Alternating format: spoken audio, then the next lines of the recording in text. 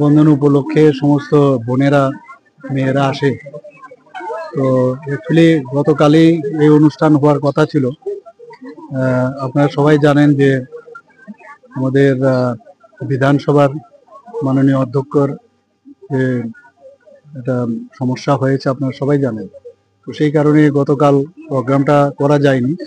তো আজকে এটা আমি করলাম আমার যে সরকারি বাসভবনে।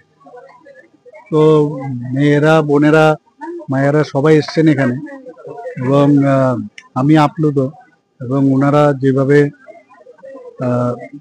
প্রার্থনা করেছেন ভগবানের কাছে, তো আমি এর জন্য ওনাদেরকে আমি ধন্যবাদ দেব এবং ওনারা যেন ভালো থাকে, ওনাদেরকেও যাতে আমরা সরকার এবং আমাদের পার্টি বা আমরা সবাই মিলে ওনাদেরকে যাতে রক্ষা করতে পারি যে কোনো সময়ে কোনো সমস্যা হলে, সেই বিষয়টাও আমি ভগবানের কাছে প্রার্থনা করেছি।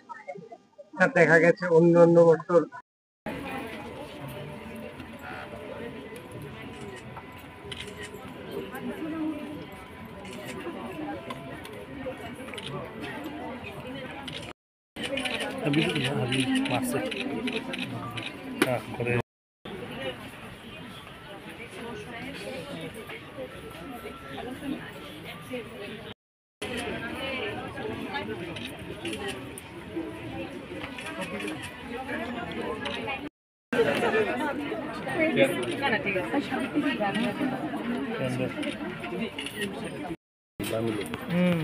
এমন থাকে অন্য কোন